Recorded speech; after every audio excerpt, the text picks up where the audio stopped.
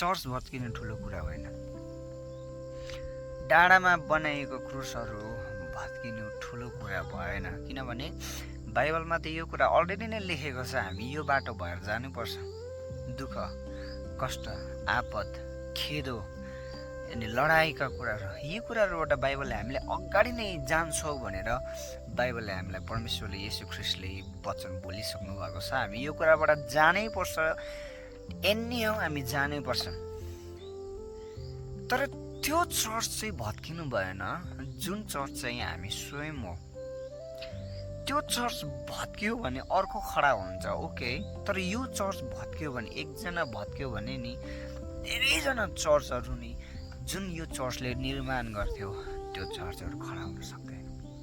So यसै कारणले गर्दाखेरि अगाडि बढ्नुहोस्, अगाडि बढी नै रहनुहोस्, नथाक्नुहोस्, अवस्था हेरेर नडराउनुहोस्, किनभने यो हाम्रो खुसीको दिन हो, आनन्दको दिन हो। हामीलाई लाग्नुपर्छ कि हामी त्यो घडीमा जाँदैछौँ, अब हामी परमेश्वरसँग भेट्नको निम्ति हामी जाँदैछौँ। सो यसै कारणले गर्दाखेरि चर्चहरू भत्किन दिनुहोस्, अझै प्रार्थनामा स्ट्रङ हुनुहोस्, क्रुसहरू लडाउन दिनुहोस्, अझै प्रार्थनामा स्ट्रङ हुनुहोस्। जय मसीह, सलाम।